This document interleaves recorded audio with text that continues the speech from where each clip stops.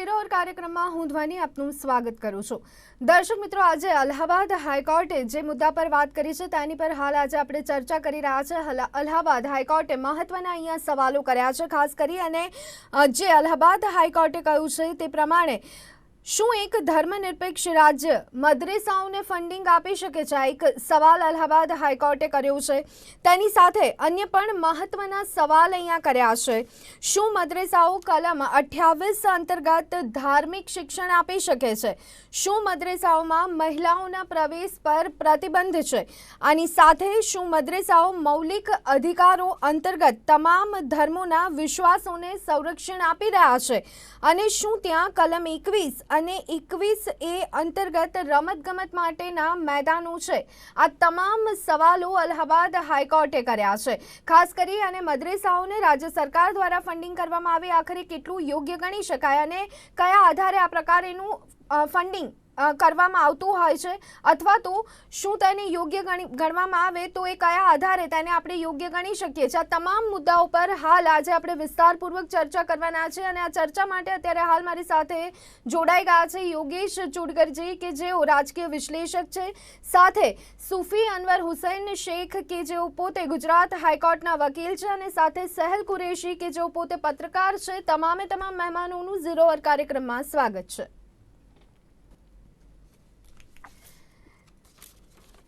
સૌથી પહેલા સહેલજી, આપનાથી ચર્ચાની શરૂઆત કરવા માંગીશ। ખાસ કરી અને મદ્રેસાને ફંડિંગને લઈને અત્યારે હાલ જે સવાલો અહીંયા કોર્ટે કર્યા છે, ત્યારે ગ્રાસરૂટ લેવલથી ચર્ચાની શરૂઆત કરીએ તો મદ્રેસા માટે ફંડિંગની શું વ્યવસ્થા છે? અને આ રીતે જે હાઈકોર્ટે કહ્યું છે, શું લાગે છે કયા આધારે હાઈકોર્ટે આ પ્રકારના સવાલ કર્યા હશે?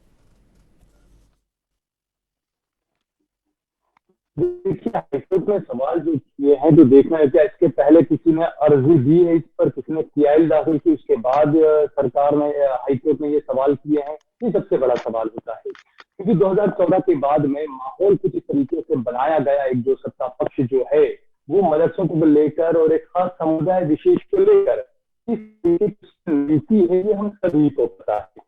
दूसरा, जब 2014 में, क्योंकि ये बहुत बुरा लगेगा लोगों को सुनने में, लेकिन ये एक हकीकत है कि मदरसे जो है उसके बिल्कुल खिलाफ रही है बीजेपी की जो मौजूदा जो नीति है, खासकर मोदी सरकार की जो नीति है। इसकी मदरसे का फंडिंग का मामला ये है कि देखिए, मदरसे जो होते हैं वो कोई वहां पर क्या काम होता है। जो लोग ये व्हाट्सएप पे जो बकवास करते हैं कि मदरसे में आतंकवाद होता है, ये होता है, वो होता है, मैं उनसे पूछना चाहूंगा कि आप खुद जाकर मदद देखिए कि वहाँ काम कैसे होता है, क्या पढ़ाया जाता है। दूसरा, फंडिंग का जो मामला है, जो देखिए मदरसे की जो फंडिंग होती है वो बिल्कुल क्लियर नहीं है, वहां पर कोई किसी भी तरह का कुछ रहता नहीं है। दूसरा, जो हाईकोर्ट में जो सवाल उठाए हैं कि क्या फंडिंग कोई दे सकता है या नहीं, क्या दूसरे धर्मों का इसमें ख्याल रखा जाता है या नहीं, तो ये देखिए मदरसे का मैंने इसलिए कहा कि मदरसे में साफ साफ ये है कि वहां पर कोई ऐसी तालीम नहीं दी जाती है कि देश की अखंडता को नुकसान हो या किसी भी दूसरे धर्म को नीचा दिखाने का काम हो। किसी कोई तालीम किसी भी मदरसे में नहीं दी जाती है। બિલકુલ, મદ્રેસાને રાજ્ય સરકારની મદદ મળે આખરે સહેલજી કેટલું યોગ્ય ગણી શકાય? કારણ કે અલ્ટિમેટલી વાત અહીંયા આવીને અટકી છે। હાઈકોર્ટે તે અંતર્ગત સવાલો પૂછ્યા છે, ત્યારે એ પણ આખરે કેટલું યોગ્ય ગણી શકાય? बिल्कुल, इसमें गलत किया है भाई। सरकार अगर दे रही है किसी मदरसे को फंड, इसमें गलत किया है। वहां पर कोई गलत काम तो हो नहीं रहा है, वहाँ पढ़ाई तो कराई जा रही है ना, तो इसमें फंड अगर सरकार दे रही है तो इसमें गलत किया है। બિલકુલ, અનવર હુસૈનજી, આપની પાસે આવવા માંગીશ।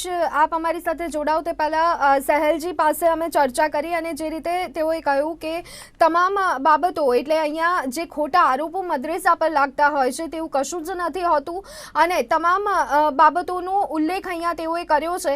પરંતુ સાથે અહીંયા આખરે જે વાંધો ઉઠાવવામાં આવ્યો છે અથવા તો કોર્ટે સવાલ કર્યા છે, શું લાગે છે કયા આધારે આ સવાલ કરવામાં આવ્યા હશે? અને જે રીતે વાત અહીંયા સહેલજીએ કરી છે, આખરે રાજ્ય સરકાર જો અહીંયા ફંડિંગ કરે છે તો પછી વાંધો કેમ હોઈ શકે? મને મારા આવતા પહેલા બીજા જે આપણા જે પેનલમાં જે છે એમણે શું વાત કરી હજી સુધી મને, એટલે તમે જે જાણકારી આપી એ જ હું જાણકારી લઈ રહ્યો છું। પણ મૂળ મોટી વાત એ છે કે જે અલ્હાબાદ હાઈકોર્ટે જે મદ્રસાની વિષયમાં જે કંઈ નોટિસ ઇસ્યુ કરી છે એ નોટિસની અંદર આર્ટિકલ 25 થી 30 ની વચ્ચે જોગવાઈઓ છે એની વાત કરી છે. આર્ટિકલ 21 અને 21A ની વચ્ચે એમાં તમને ફંડ આપી શકાય કે કેમ, રાજ્ય સરકાર દ્વારા ફંડ આપી શકાય કે કેમ, તો એ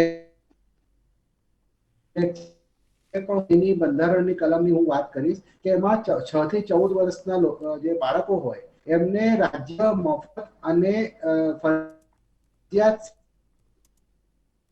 તો એવી જોગવાઈઓ મદરસાની અંદર જે ધાર્મિક એજ્યુકેશન હોય તો કોઈ એજ્યુકેશન હોય એની અંદર પણ લાગુ પડી શકે છે. એટલે હાઈકોર્ટ જે કઈ નોટિસ, હજી તો બહુ એમ પ્રિલિમિનરી સ્ટેજ પર છે આ કેસ, અને હાઈકોર્ટે હજી સરકારને નોટિસ આપીને પૂછાવડાયું છે કે આમાં શું છે હકીકતમાં. કારણ કે થતું હોય છે કે રાજ્ય સરકાર દ્વારા જે એઇડ એન્ડ રિલીફ મેળવતી જે સંસ્થાઓ જે છે એમાં ધાર્મિક જે રિલિજિયસ ધાર્મિક સંસ્થાઓ પણ હોય છે અને લેંગ્વેજીસ ધાર્મિક સંસ્થાઓ પણ હોય છે. એટલે એમને ગ્રાન્ટ ઇન એડની રીતે બધું એજ્યુકેશન ડિપાર્ટમેન્ટ દ્વારા ફંડ આપવામાં આવતું હોય છે. આ જ રીતે મદ્રસાઓને પણ જે ફંડ આપવાતો હોય કે ગુજરાતમાં તો અહીંયા એવું કોઈ રેગ્યુલેટરી બોડી છે નહીં, પણ યુપીના રિલેટેડ આપણે વાત કરીએ તો યુપીની અંદર અત્યારે મદરસા બોર્ડ જે છે ત્યાં હયાત છે. એટલે મદરસા બોર્ડના અંડરમાં એક રેગ્યુલેટરી ઓથોરિટી છે આ મદરસા બોર્ડ, અને એ ઓથોરિટી રાજ્ય સરકાર દ્વારા જ બનાવેલી આ ઓથોરિટી છે. તો એ ઓથોરિટી પાસે કેટલા પાવર છે, શું છે, એ હવે ચકાસણી એની થશે. પણ અમારો મોટો જે વાત એ છે કે કે ગુજરાતમાં આ તમામ જે એજ્યુકેશન સંસ્થાઓ જે બંધારણીય રીતે કાયદેસર રીતે સંસ્થાઓ જે કામ કરી રહી છે એને કોન્સ્ટિટ્યુશને ફંડામેન્ટલ રાઇટ્સ આપેલા છે. એ ફંડામેન્ટલ રાઇટ્સના એના ઉપર ચાલતી જે સંસ્થાઓ છે એનું એક્સપ્લેનેશન દર વખતે અલગ અલગ કરવાનું આવતું હોય છે દરેક ક્ષેત્રમાં, દરેક વિભાગમાં. એટલે એ એક્સપ્લેનેશન હવે સરકાર કરશે અને બીજા જે ત્યાંના જે પક્ષકારો જે છે એ પક્ષકારો કરશે. હાલ હું મારી વાત જે કરવા સરકાર કે કેન્દ્ર સરકાર એમને માટે જે મારી પાસે કાયદાની જે કલમ જે છે એ ધર્મ સ્વાતંત્ર્યનો અધિકાર જે આપણે બંધારણે આપેલો છે એમાં આર્ટિકલ 26 ની અંદર બહુ સ્પષ્ટ આપેલું છે કે ધાર્મિક અને સખાવતી હેતુ માટે સંસ્થાઓ સ્થાપવાનો તથા નિભાવવાનો. પછી બી જે છે ધાર્મિક બાબતોમાં પોતાની બાબતોનો પોતે વહીવટ કરવાનો અને એવી મિલકત કાયદા અનુસાર વહીવટ કરવાનો, એ સ્પષ્ટ આમાં આર્ટિકલ 26 માં સ્પષ્ટ જોગવાઈ છે. એટલે આપણે જયારે હાઈકોર્ટની મેટરની કે કોઈ આ કાયદા વિષયક કે નીતિ વિષયક બાબતમાં જયારે ચર્ચા કરતા હોઈએ ત્યારે આ વિષયક જે એના જે કલમો છે, આનુષાંગિક કલમો છે, એને પણ આપણે ધ્યાનમાં રાખવી જોઈએ. એટલે અત્યારે મારા કહેવા પ્રમાણે બહુ જ પ્રીમેચ્યોર સ્ટેજ છે અત્યારે આ આપણે જે ચર્ચા કરીએ છીએ, અને એના પછી કોર્ટનો નિર્ણય શું આવે છે એ તો સમય જતા આપણને ખબર પડશે. પણ હાલમાં આ નોટિસ ઇસ્યુ થઈ છે જે અંજુમન કરીને કોઈ મદ્રસો જે છે ત્યાંનો, એ કોઈ ગ્રાન્ટનો ઇસ્યુ મને લાગે છે કે હશે. એટલે એ ઇસ્યુના ઉપર રાજ્ય સરકાર સામે એ ગ્રાન્ટ મેળવવા માટે હાઈકોર્ટમાં ગયા છે અને હાઈકોર્ટે આ બાબતને લઈને પ્રાઇમા ફેસી પ્રથમ રીતે નોટિસ એમને કરી છે અને આવનાર દિવસોમાં વધુ સુનાવણી થશે એવું મને અત્યારે આપના ડેટા પરથી લાગી રહ્યું છે. જી બિલકુલ. યોગીજી, પ્રાથમિક જે देखिए માહિતીઓ ध्वनि, અત્યારે ये कोई पहला ये नहीं है ध्वनि में, ये पहला ऐसा नहीं है कि सिर्फ मदरसों को फंडिंग दी जाती है। इस देश के अंदर कई ऐसे त्योहार भी हैं जिसका जो आयोजन किया जाता है उसमें सरकारी फंडिंग उसमें बड़े पैमाने पर दी जाती है। तो ये सिर्फ मदरसों को लेकर, और ये मैं यही कह रहा हूँ कि यूपी इलेक्शन से पहले ये तमाम चीजें, क्योंकि अभी कुछ दिन पहले ही तो योगी सरकार ने खुद ने ऐलान किया था कि हम 450 करोड़ रुपए मदरसों को देंगे। तो ये जो है, मैं यही कह रहा हूँ कि जब भी चुनाव होते हैं तो एक खास पार्टी की तरफ से किसी बंदे को ऐसे खड़े रखकर शायद मेरे ख्याल से पीएल करवा दी जाती होगी ताकि माहौल को खराब किया जाए। જી બિલકુલ. યોગીજી, આપનું આ તમામ બાબતે શું માનવું છે? શું માત્ર આવનારા સમયને ધ્યાનમાં રાખી અને આ તમામ પ્રકારના મુદ્દાઓને પ્રાધાન્ય આપવામાં આવી રહ્યું છે, અથવા તો કોર્ટે અહીંયા જે સવાલો કર્યા છે એક રાજકીય વિશ્લેષક તરીકે આપ તેને કેવી રીતે જોઈ રહ્યા છો? ખરી વસ્તુ એ છે કે કોઈ પણ વસ્તુ આવે, કોઈ પણ મુદ્દો આવે એટલે એને રાજકારણ સાથે સાંકળી લેવામાં આવે છે. પણ સુફી સાહેબે જેમ કહ્યું એમ એક મદ્રેસાની સંસ્થાએ હાઈકોર્ટમાં કેસ દાખલ કર્યો છે કે એમને ગ્રાન્ટ મળવી જોઈએ. એટલે આમાં કોઈ રાજકીય વાત નથી, પણ હવે આ ગ્રાન્ટ મળવી જોઈએ એ બાબતે હાઈકોર્ટે થોડો પ્રાઇમા ફેસી પ્રશ્નો ઉભા કર્યા છે. અને એને રાજકારણ સાથે સાંકળવાનું યોગ્ય નથી. છતાંય યુપીમાં ઇલેક્શન આવવાનું છે એટલે આ બધી વાતો ચગવાની. પણ મારો મુદ્દો એ છે કે મૂળ તો આ મદરેસા એ અરબી શબ્દ છે અને અરબી શબ્દ મદરેસાનો અર્થ શાળા થાય છે અથવા તો સ્કૂલ થાય છે. હવે આ સ્કૂલમાં મદરેસા આરબ અને ઇસ્લામિક દુનિયામાં વધારે ધ્યાન ખેંચે છે અને ત્યાં વધારે સંસ્થાઓ છે અને એમાં કઈ જાતનું સામાન્ય રીતે જે શાળામાં જ્ઞાન અથવા વિજ્ઞાનનું, મેથેમેટિક્સનું વગેરે વગેરે શિક્ષણ અપાતું હોય એવું મારા ધ્યાનમાં નથી. જો એવું અપાતું હોય તો બહુ જ સારી વાત છે. પણ ક્યાંક જે કઈ ત્યાં તપાસ સંસ્થાઓએ જે કઈ તારણ કાઢ્યું છે એમાં એમ છે કે એમાં ઇસ્લામિક ધાર્મિક ગ્રંથો અથવા તો ઇસ્લામિક આધ્યાત્મવાદ એની ઉપરનું શિક્ષણ આપવામાં આવે છે. એટલે આ ધર્મનિરપેક્ષ દેશમાં આવી રીતે ધાર્મિક શિક્ષણ અપાતું હોય તો, કારણ કે હું પ્રશ્નાર્થ મૂકું છું, તો આવી સંસ્થાઓને સરકારમાંથી પૈસા આપી શકાય કે ફંડ આપી શકાય કે કેમ? પણ જો એમાં યોગ્ય શિક્ષણ અપાતું હોય, એમાં જ્ઞાન વિજ્ઞાન બીજી બધી જે શાળાઓમાં અપાય છે એવું જો શિક્ષણ અપાતું હોય તો આમાં કોઈ ફંડ આપવામાં આવતું હોય તો કંઈ ખોટું નથી. કારણ કે કેટલી બધી શાળાઓને આપણે ગ્રાન્ટ પણ આપીએ છીએ, તો આ ગ્રાન્ટ શબ્દને બદલે ફંડ શબ્દ અહીંયા વાપર્યો છે. એટલે આવી રીતે કોઈ ફંડ અપાતું હોય તો એમાં વાંધો નથી. પણ સામાન્ય વિશ્વમાં જે તપાસ કરવામાં આવી છે એમાં એવું તારણ આવે છે કે મદ્રેસાઓમાં ધાર્મિક શિક્ષણ જ માત્ર આપવામાં આવે છે અને ઇસ્લામના બેઝ ઉપર જ આપવામાં આવે છે, એના ધર્મગ્રંથો અને ઇસ્લામિક આધ્યાત્મિકતા ઉપર આપવામાં આવે છે. હવે આ પ્રથમ મદ્રેસા ક્યાં શરૂ થઈ? સૌથી પ્રથમ 11મી સદીમાં નાઝિમિયા બગદાદમાં આવી સંસ્થા શરૂ થઈ અને એ વખતે ઇસ્લામની બાબતમાં શિક્ષણ આપવું, મફત શિક્ષણ આપવું, મફત રહેઠાણ આપવું, મફત ખોરાક આપવો, આ રીતે શરૂ થયેલું. હવે આજે જ્યારે 2021માં આપણે આવ્યા છે ત્યારે આનો બધો ઢાંચો બદલાતો ગયો છે. પણ ક્યાંક ને ક્યાંક એવી વાત આવે છે, આપણા દેશમાં તો બહુ એનો ખ્યાલ નથી, પણ પાકિસ્તાનની વાત કરો તો પાકિસ્તાનમાં આવી મદ્રેસાઓ જે ચાલે છે અથવા મદ્રેસાઓના અંચળા હેઠળ જે આવી સંસ્થાઓ ચાલે છે એમાં આતંકવાદને પ્રોત્સાહન આપવામાં આવે છે. આવું તારણ છે, હું ચોક્કસ માનતો નથી, પણ જે અહેવાલો આવે છે એ આવું બતાવે છે. એટલે આતંકવાદને પ્રોત્સાહન આપતા હોય એવી મદ્રેસાઓ જો ભારતમાં ચાલતી હોય તો મને લાગે છે કે યોગ્ય નથી. અને હું પાકિસ્તાનના થોડા આંકડા આપું કે 1947માં જ્યારે पाकिस्तान के आंकड़ों की क्या जरूरत है? हम भारत की बात कर रहे हैं, यहाँ पर हमें पाकिस्तान के आंकड़ों की क्या जरूरत है? हम भारत के मदरसों की बात कर रहे हैं, यहाँ भारत के मदरसे की बात हो रही है, यहाँ पे इलाहाबाद हाईकोर्ट के फैसले की बात हो रही है, उससे कुछ की बात हो रही है. तो यहाँ पर हम जबरदस्ती पाकिस्तान को क्यों बीच में लाते हैं? इसी से पता चल जाता है कि किस मानसिकता पर यहाँ पर काम किया जाता है. बात यहाँ पर चल रही है भारतीय मदरसों की. तो योगेश जी, आपकी एक बात मुझे अच्छी लगी कि आपने जो कहा कि बिल्कुल स्कूली पढ़ाई या तालीम इस तरह की जो दी जाती है तो उस मदरसे को दिया जाना चाहिए क्या? ये हकीकत है. दूसरा आपको मैं बताना चाहूँ कि સાહેલજી આપણે યોગેશભાઈને એમની વાત પૂરી કરી લેવા દઈએ. સાહેલજી આપણે યોગેશભાઈને એમની વાત પૂરી કરી લેવા દઈએ, પછી હું આપની પાસે પણ આવીશ. मदरसे को यहाँ के मुसलमानों को पाकिस्तान से क्यों जोड़ना? भाई पाकिस्तान क्या कर रहा है उससे क्या मतलब है? वहाँ के मदरसे क्या कर रहे हैं उससे क्या मतलब है? जब पाकिस्तान हमारे सामने आए तो हम खड़े रहेंगे. પરંતુ સાહેલજી ભારતમાં પણ મદ્રેસાઓની કામગીરીને લઈને ઘણી બધી વખત સવાલો ઊભા થયા છે. पाकिस्तान, अरे लेकिन क्यों भारत के मदरसों पर सवाल उठ रहा है? भारत के मदरसों में ग्रांट की बात हो रही है, मुझे बोलने देंगे, क्या जरूरत है यहाँ पर? સાહેલજી अरे तो पाकिस्तान के मदरसों पर बात करने की जरूरत क्या है? लेकिन यहाँ पर ये डिबेट का डेकोरम नहीं है. સાહેલજી कोई बोलता है तो डेकोरम आप बिगाड़ रहे हैं. डिबेट का डेकोरम आप बिगाड़ रहे हैं. बात होनी चाहिए भारत पर, भारत के मदरसों पर. पाकिस्तान, अफगानिस्तान, સાહેલજી આ પ્રકારે ચર્ચાનો કોઈ અર્થ નહીં રહી જાય. એક સેકન્ડ યોગેશભાઈને એમની વાત પૂરી કરી લેવા દઈએ. ફરી એક વખત હું આપની પાસે આવીશ. સાહેલજી, યોગેશજી,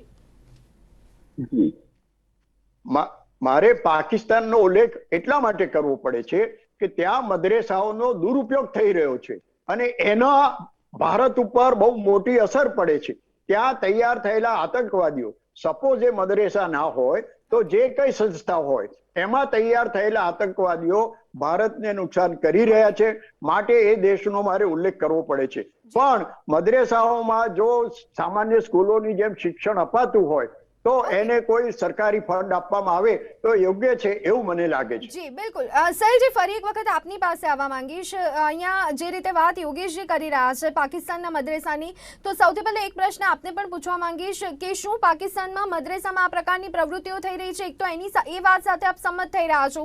બીજી એક બાબત કે શું અહીંયા માત્ર ધાર્મિક શિક્ષણ આપવું એ યોગ્ય ગણી શકાય? શિક્ષણ નીતિ પ્રમાણે કામગીરી થવી એ કેટલું યોગ્ય આપ માની રહ્યા છો, અથવા તો શું એ પ્રકારે કામ અહીંયા થઈ રહ્યું છે?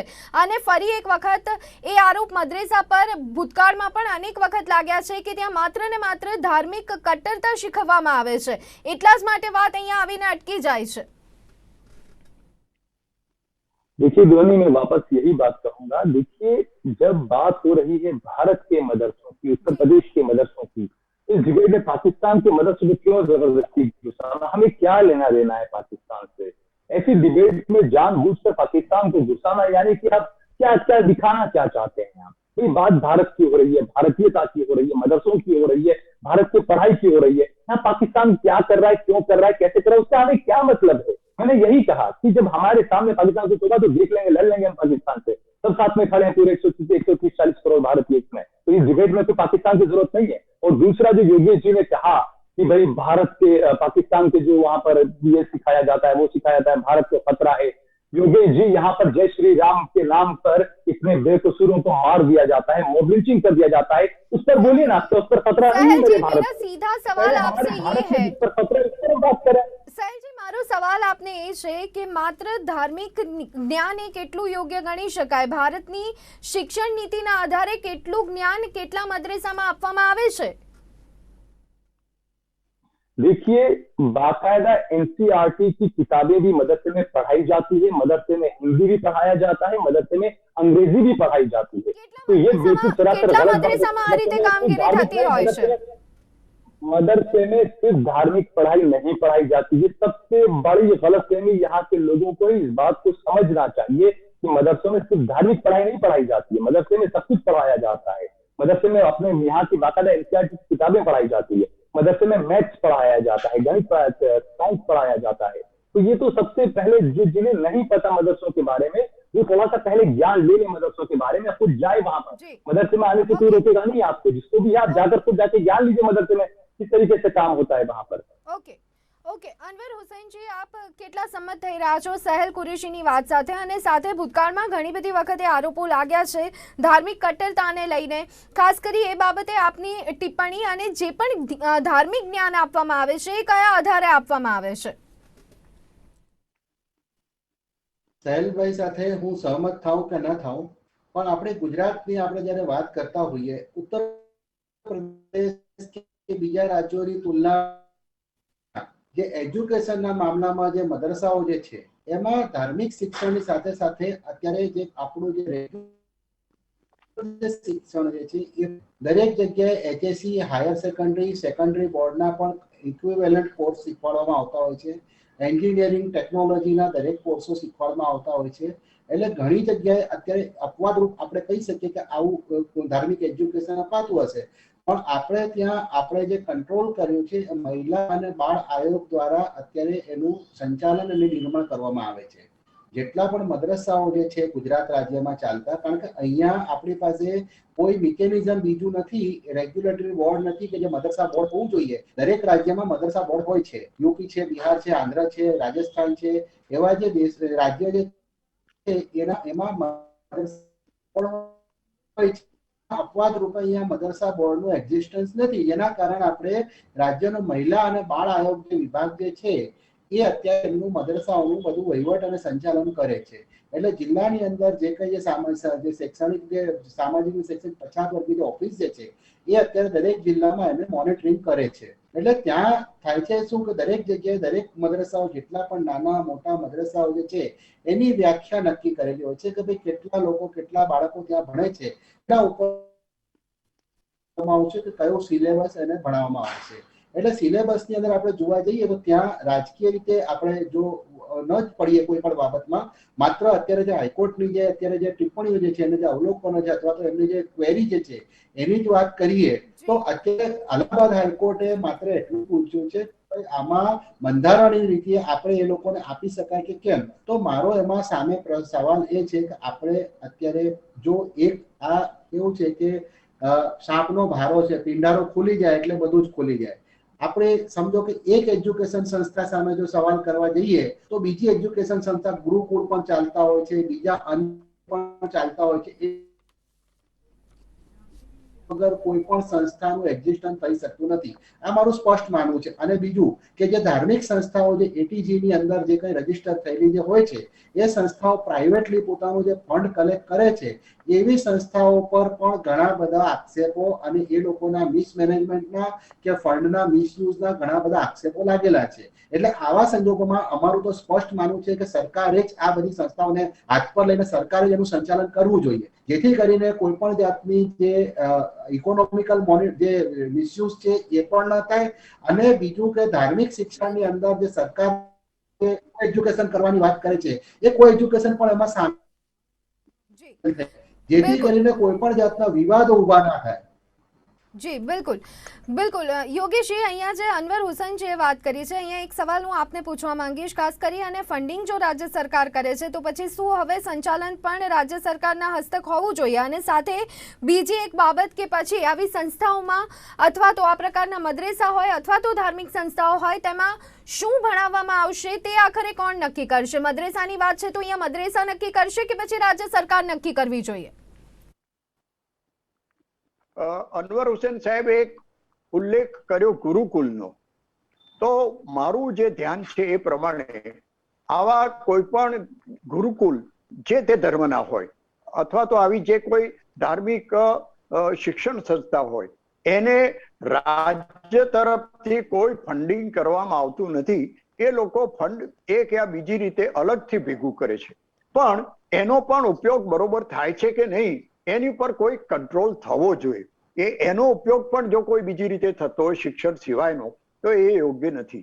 અને મારા મિત્ર સાહિલભાઈએ અમુક વાત મને જે કરી એનાથી મને આનંદ થયો કે મદ્રેસામાં વિજ્ઞાન પણ ભણાવવામાં આવે છે, મેથ્સ પણ ભણાવવામાં આવે છે અને ટેકનિકલ સબ્જેક્ટ પણ ભણાવવામાં આવે છે. આ બહુ સારી વાત છે, પણ માત્ર અમુક જ ધર્મના લોકો એમાં ભણી શકે એવું કેમ એને માટે બાંધી દેવામાં આવે છે? બીજો, અલ્હાબાદ હાઈકોર્ટે પ્રશ્ન પૂછ્યો છે કે આમાં મહિલાઓને પ્રવેશ છે કે કેમ, એ મને હજુ બહુ સ્પષ્ટ નથી, પણ મહિલાઓને પણ એમાં રોકવા ના જોઈએ. કેટલાક હિન્દુ ધર્મના પંથમાં પણ મહિલાઓને રોકવામાં આવે છે, એ પણ યોગ્ય નથી. પણ પુરુષ હોય કે મહિલા હોય દરેકને સમાન અધિકાર હોવો જોઈએ, દરેકને પ્રવેશ સરખો મળવો જોઈએ. અને રાજ્ય સરકાર આની બાબતે એનો સિલેબસ નક્કી કરે, જેમ જે તે શાળાનો અથવા તો હમણાં નવી શિક્ષણ નીતિ જાહેર થઈ છે એ પ્રમાણે એમાં શું શીખવવામાં આવશે, શું ભણાવવામાં આવશે. અને સમય જતા આગળ ને આગળ વિજ્ઞાન વધતું જાય છે, એ પ્રમાણેના નવા વિષયો, નવી ટેકનોલોજી એ શિક્ષણમાં દાખલ કરવામાં આવે. એ જ રીતે મદ્રેસામાં પણ એ જાતના સુધારાઓ થાય તો મને લાગે છે કે મદ્રેસાઓમાં જે શિક્ષણ આપવામાં આવે છે એ ખરેખર યોગ્ય ગણાશે. જી બિલકુલ. તો દર્શક મિત્રો, અહીંયા મદ્રેસાના ફંડિંગને લઈને અલ્હાબાદ કોર્ટે સવાલ કર્યા છે, તો સાથે એ સવાલના જવાબ માટે આવનારા થોડા દિવસોનો સમય પણ અહીંયા સરકારને આપવામાં આવ્યો છે. તે જ મુદ્દા પર આપણે ચર્ચા કરી રહ્યા હતા. તમામ મહેમાનો જે અમારી સાથે જોડાયા તેમનો ખૂબ ખૂબ આભાર. તો સમયના અભાવના કારણે આ ચર્ચાને અહીંયા સમાપ્ત કરીએ છીએ. ઝીરો અવર કાર્યક્રમમાં અત્યારે બસ આટલું. રજા આપશો. નમસ્કાર.